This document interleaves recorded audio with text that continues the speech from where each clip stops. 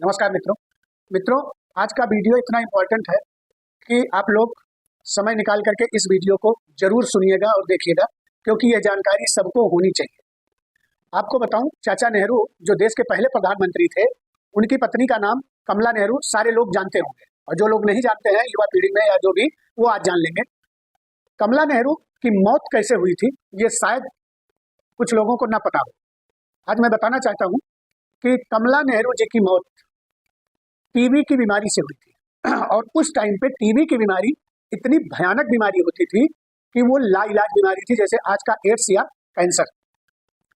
कमला नेहरू को जब टीबी की बीमारी हुई तो चाचा नेहरू ने उनको पराग शहर, जो कि ब्रिटेन में है, पराग शहर के अंदर में एक टीबी का हॉस्पिटल था, जिसके अंदर इन्होंने भर्ती करा दिया।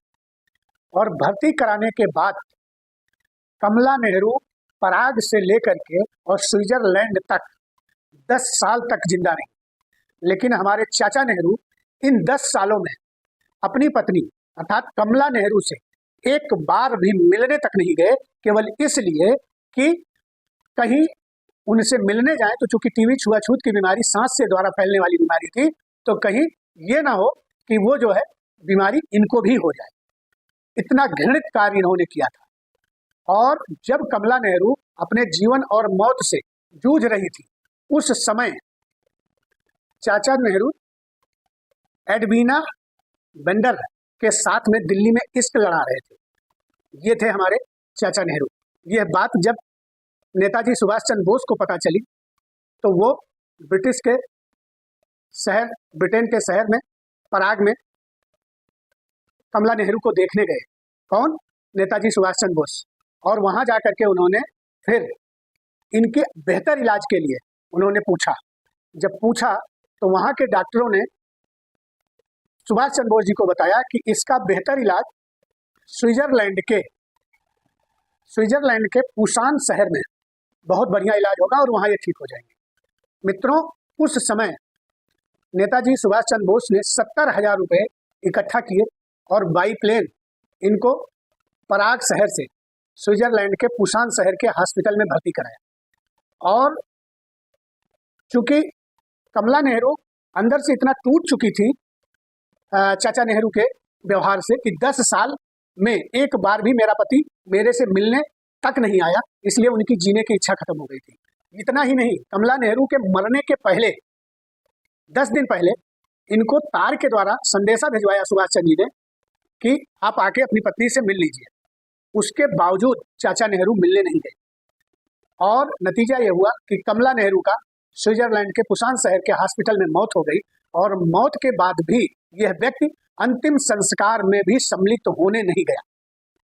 ये थे हमारे चाचा नेहरू। और इन्हीं के वंशज जो है वो हमारे यशस्वी प्रधानमंत्री पे आज जो है आरोप लगाते हैं कि जो अपनी पत्नी का नहीं हुआ वो देश का क्या होगा।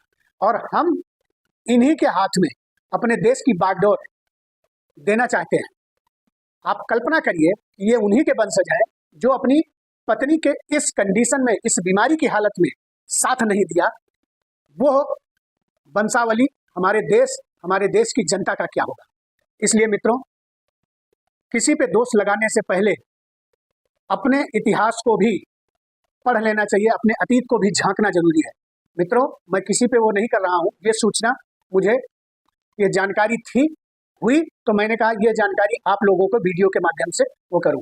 इसीलिए कहता हूं मित्रों कि दूसरों पे उंगली उठाने से पहले खुद पे देखना चाहिए। आज मेरे देश का जो देश के प्रधानमंत्री जी हैं, उनके जैसा प्रधानमंत्री न कोई था। भविष्य में कौन होगा वो मैं नहीं कह सकता, लेकिन वर्तमान तक कोई नहीं है। इसलिए मैं फिर बोलूंगा कि मोदी के को आदर्श मानिए, मोदी के रास्ते पे चलिए।